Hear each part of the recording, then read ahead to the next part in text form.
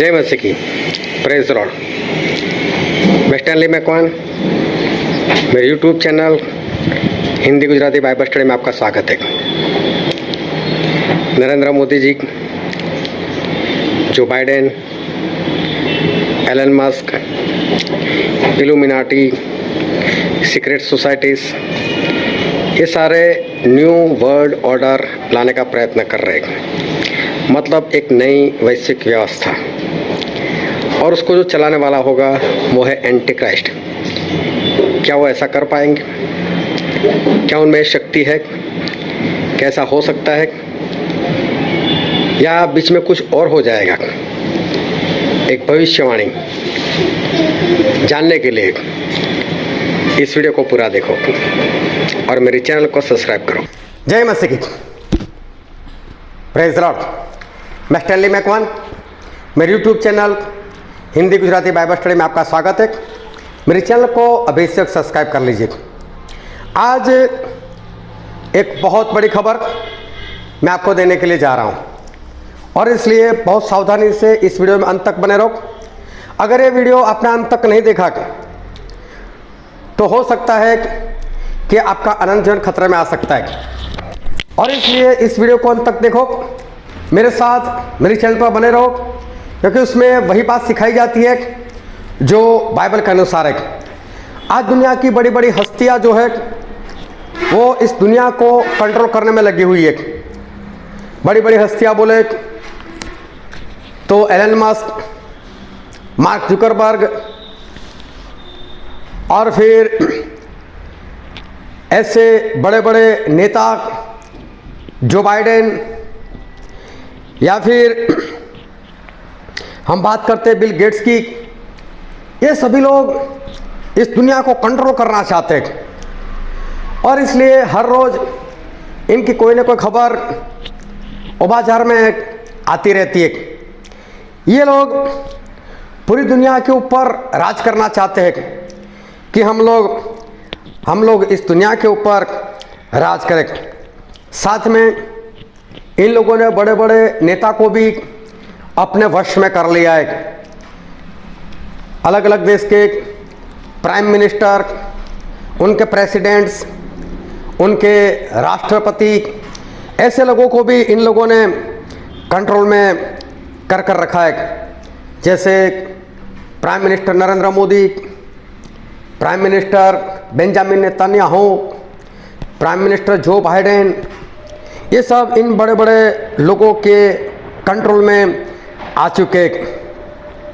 इन सभी को किसी ने कंट्रोल किया है, ये बड़े बड़े नेता लोगों को भी, और साथ में ये बड़े बड़े जो लोग हैं, जो पैसे वाले पूंजीपति लोग हैं, चाहे वो अंबानी हो, चाहे अदानी हो, चाहे मार्क जुकरबर्ग हो, चाहे बिल गेट्स हो, उनको भी कोई कंट्रोल करने वाला है।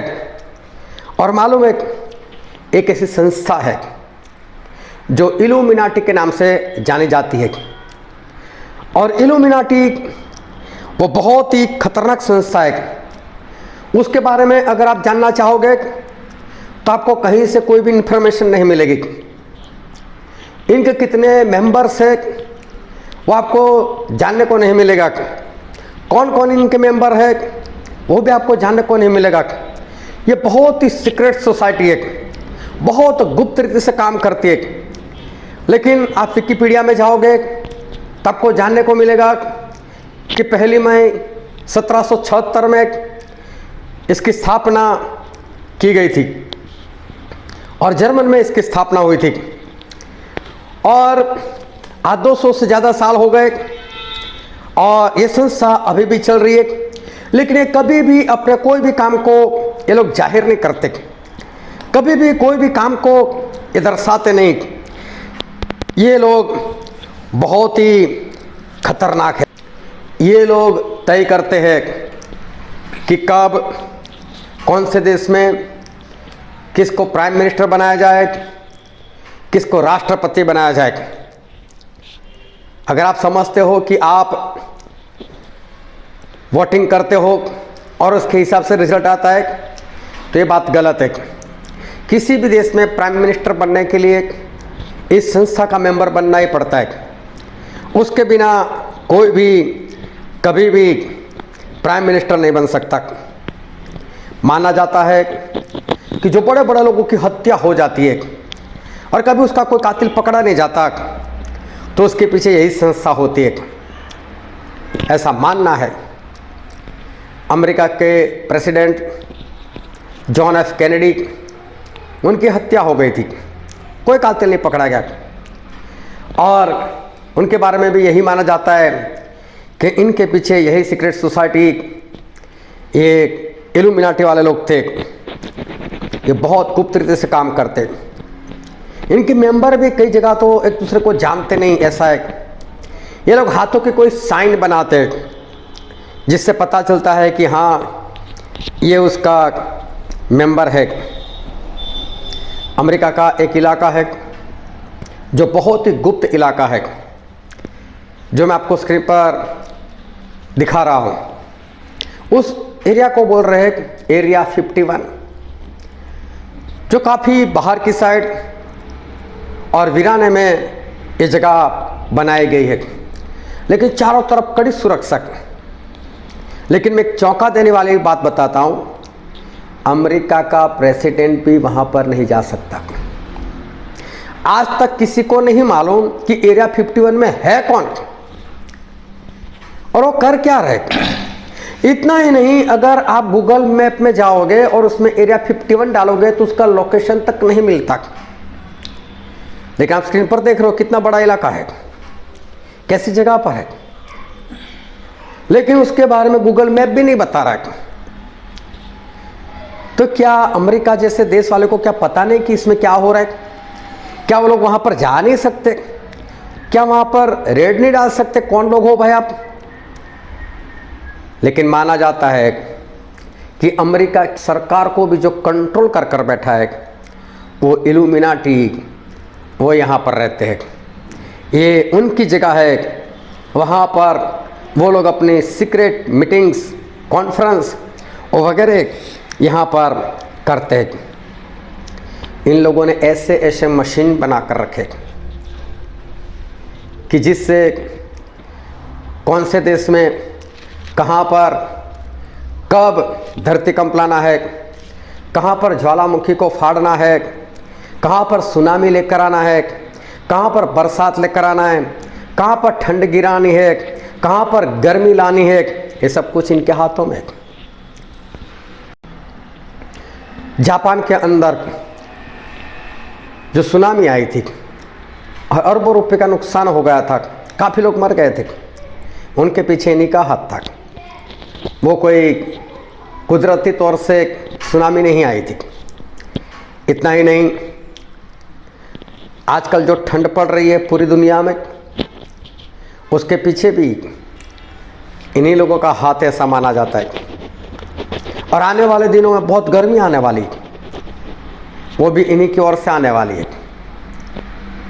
कोरोना वो इन्हीं की निपज है, इन लोगों ने उसको बनाया है।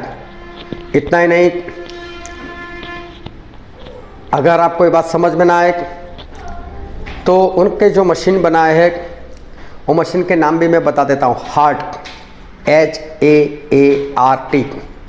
दूसरा एक मशीन है, उसका नाम है CERN। गूगल पर सर्च मारोगे तो मशीन के बारे में इन्फॉर्मेशन आपको ज़रूर मिलेगी, लेकिन अच्छी तरह से मिलेगी।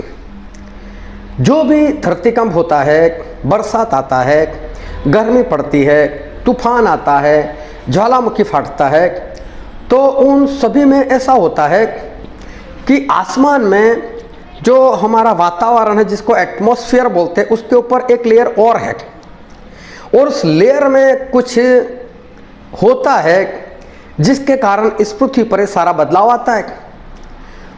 वो वहाँ पर क्या होना चाहिए, कैसा होना चाहिए, क्या करना चाहिए ताकि किसी देश में सुनामी लाई जाए, ये सभी लोग जानते हैं। बड़े बड़े वैज्ञानिकों को इन लोगों ने खरीद कर रखा है, बड़े बड़े साइंटिस्ट इनके हाथ में है, ये सब कुछ कर सकते हैं। इनके पास बहुत ही पावर है। और आज ये बात कई लोग जान चुके हैं, कई विश्वासी लोग, कई पास्टर लोग, ये सारी बातें जो है वो जान चुके इनकी पहुंच बहुत बड़ी है। और अगर इनकी पहुंच का अंदाज़ा लगाना हो तो अमेरिका में जो $1 की नोट है उसके पीछे, उस नोट के ऊपर पिछले वाली साइड में इल्यूमिनाटी का ही लोगो लगा हुआ है, जो मैं आपको स्क्रीन पर बता रहा हूँ।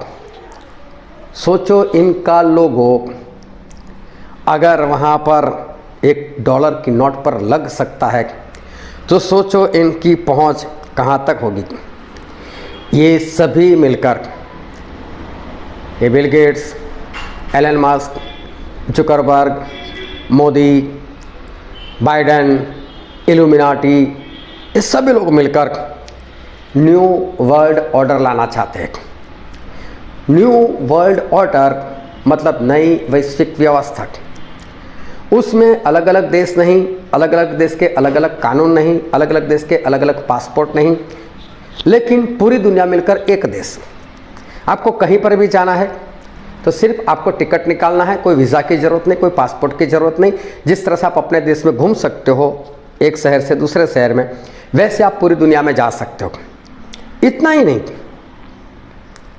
पूरी दुनिया में एक कानून, एक ही करेंसी। और इससे क्या होगा मालूम है कि हम जो मिडिल सोसाइटी वाले हैं, मिडिल क्लास के लोग हैं, हमको तो क्या जाना है, कहाँ जाना है, हम तो क्या करेंगे। लेकिन जो बड़े बड़े पूंजीपति लोग हैं वो किसी भी देश में ज़मीन खरीद सकेंगे, किसी भी देश में वो लोग अपनी फैक्ट्री डाल सकेंगे, वहाँ की चीज़ें इस्तेमाल कर सकेंगे। तो इसीलिए बड़े बड़े लोग जो है वो एक कार्यक्रम बना रहे, ये न्यू वर्ल्ड ऑर्डर इसीलिए ये लोग ला रहे कि ताकि हम लोग अच्छे से व्यापार कर सके, सभी जगह पर व्यापार सके, टैक्स की जो समस्या आती है वो नहीं आएगी। तो इसलिए ये सभी लोग जो है वैसे काम किए जा रहे। लेकिन आज मैं आपको एक बड़ी चौंका देने वाली बात वो मैं आपको बताने के लिए जा रहा हूँ कि ये लोग ये सब कुछ करने के लिए, न्यू वर्ल्ड ऑर्डर लाने के लिए बड़े बड़े नेताओं का भी इस्तेमाल कर रहे, मोदी का इस्तेमाल कर रहे, बेंजामिन नेतन्याहू का इस्तेमाल कर रहे, जो बाइडेन का इस्तेमाल कर रहे। ये देखो मैं आपको बता रहा हूँ हमारे प्राइम मिनिस्टर नरेंद्र मोदी जी की क्लिप। पोस्ट कोरोना भी एक नया वर्ल्ड ऑर्डर नजर आ रहा है। पोस्ट कोरोना के बाद दुनिया में एक नया संबंधों का वातावरण शेप लेगा। हमें तय करना है कि हम वर्ल्ड वॉर के बाद एक मुख्य दर्शक के रूप में बदलती हुई दुनिया को देखते रहे और अपने आप को कहीं एडजस्ट हो सकते तो करने की कोशिश की। हमारे लिए वो कालखंड भी वैसा ही था। लेकिन आज पोस्ट कोरोना जो नया वर्ल्ड ऑर्डर तैयार होगा, और होना ही है, किस रूप का होगा, कैसा होगा, कौन उसको इनिशिएट करेगा, वो तो वक्त बताएगा। जो न्यू वर्ल्ड ऑर्डर के बारे में वो बोल रहे हैं, देखो मोदी जी ने भी ये बात बताई, होगा, न्यू वर्ल्ड ऑर्डर आएगा, आएगा ही आएगा। तो कितनी सच बात है, ये होगा। इनको कैसे मालूम? क्योंकि इनके ऊपर कोई है इनको कंट्रोल करने वाला जो इनको बता रहा है। इतना ही नहीं, अब जो बाइडेन की ये क्लिप देखो। I think, my mother had an expression, out of everything terrible, something good will come if you look hard enough for it. I think this presents us with some significant opportunities to make some real changes. We are at an inflection point, I believe, in the world economy. Not just the world economy, in the world. It occurs every 3 or 4 generations. As one of the top military people said to me in a secure meeting the other day, 60 million people died between 1900 and 1946. And since then, we established a liberal world order, and that hadn't happened in a long while. A lot of people dying, but nowhere near the chaos. And now is a time when things are shifting. There's going to be a new world order out there, and we've got to lead it. And we've got to unite the rest of the free world in doing it. So anyway, I'm going to hush up, Mary, fire away. और देखो, Joe Biden भी बोल रहे कि new world order आएगा और हम लोग उसकी शुरुआत करेंगे। इसका मतलब है कि ये सब लोग ऐसा कुछ करने के लिए जा रहे हैं। अब दुनिया में जो एरिया है मिडल ईस्ट, और मिडल ईस्ट मतलब Iran, Iraq, Saudi Arabia, Israel, Syria, ये सब देश जहाँ पर बसते हैं उस इलाकों को कहते हैं मिडल ईस्ट।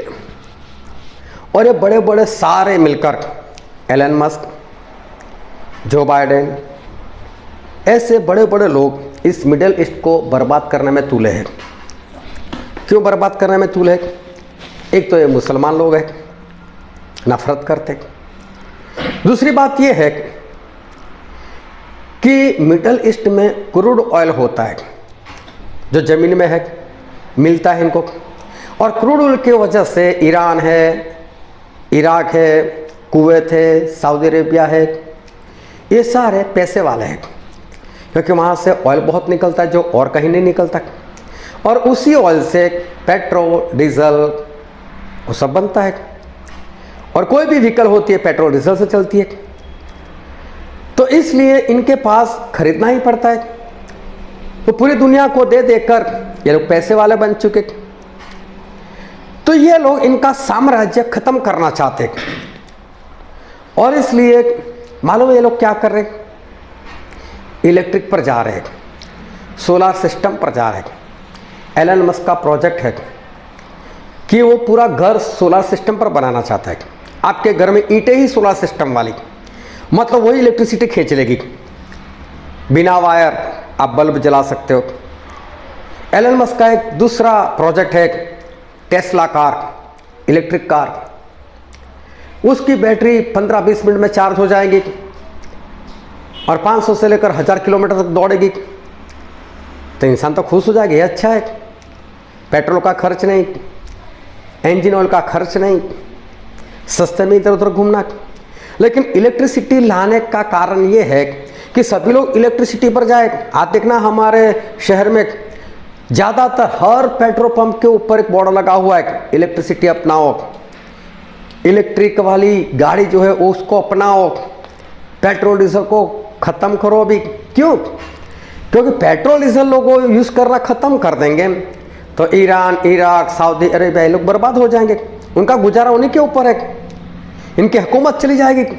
ये लोग इनको इस तरह से बर्बाद करना चाहते और न्यू वर्ल्ड ऑर्डर लाना चाहते। और न्यू वर्ल्ड ऑर्डर का जो मालिक होगा, मतलब जो उसको चलाएगा, मालूम है वो कौन होगा? वही है एंटी क्राइस्ट। ये लोग एंटी क्राइस्ट को खड़ा करना चाहते हैं, लेकिन क्या ये लोग सफल होंगे? क्या ये सारी बातें हो पाएगी?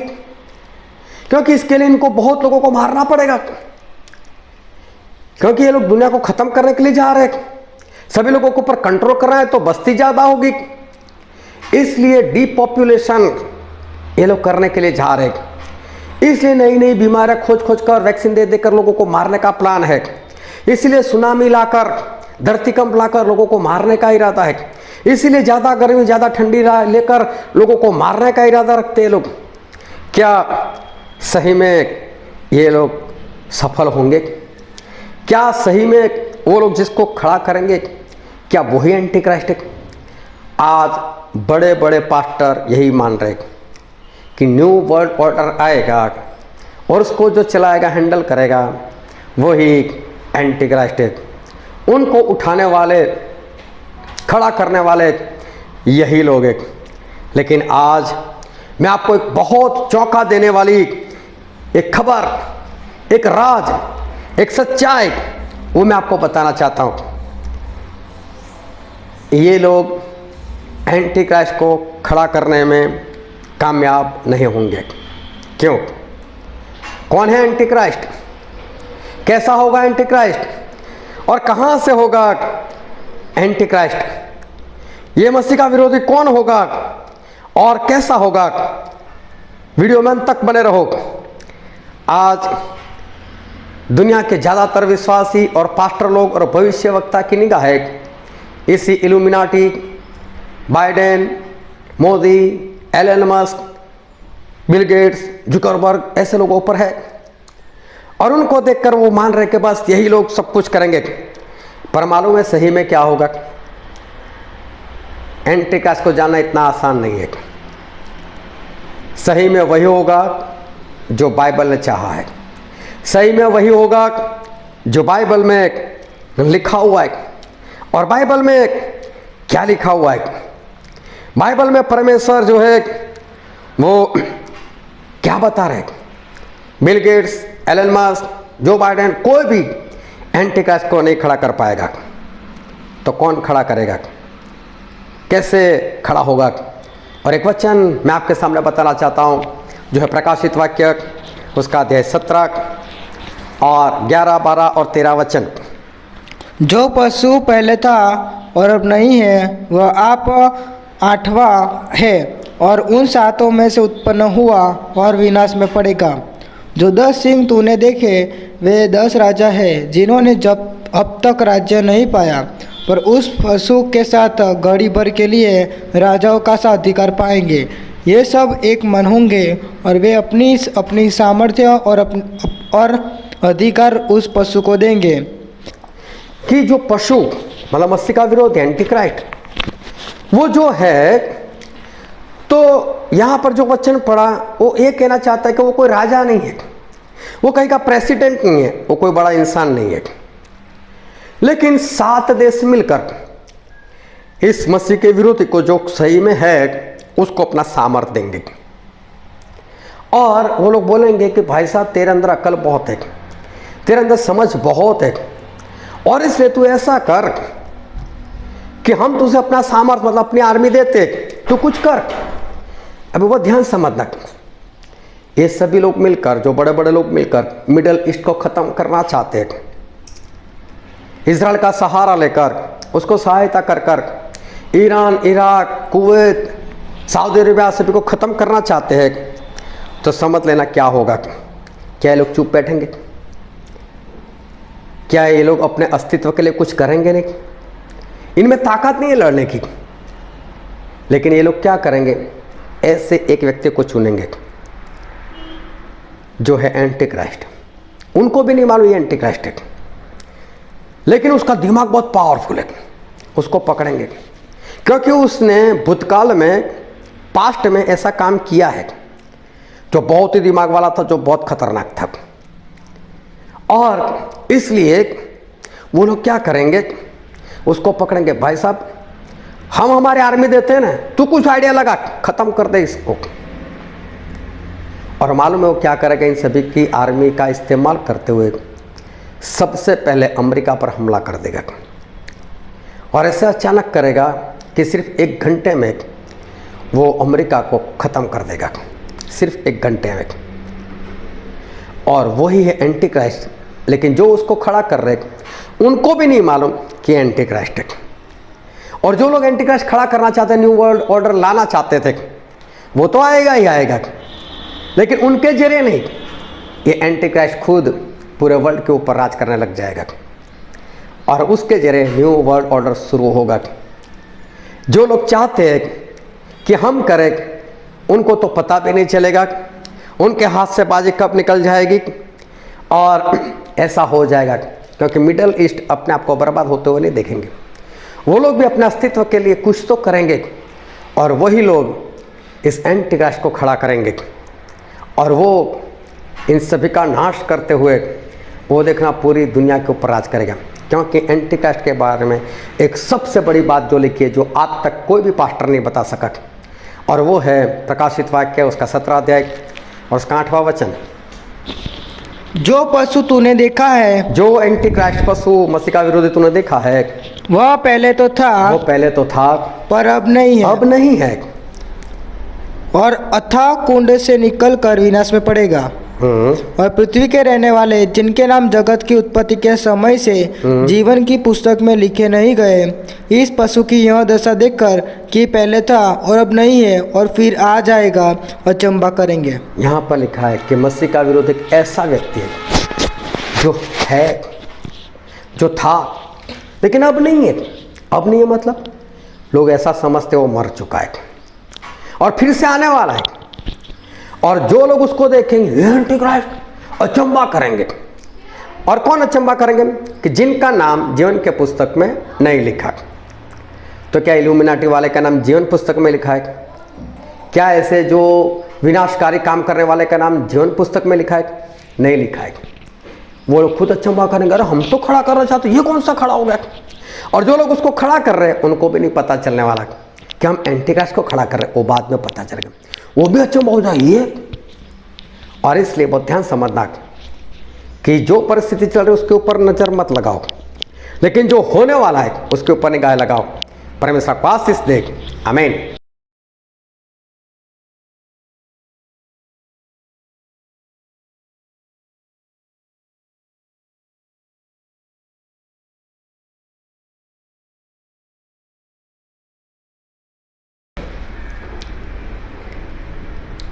ज़्यादा जानने के लिए इस वीडियो को देखो।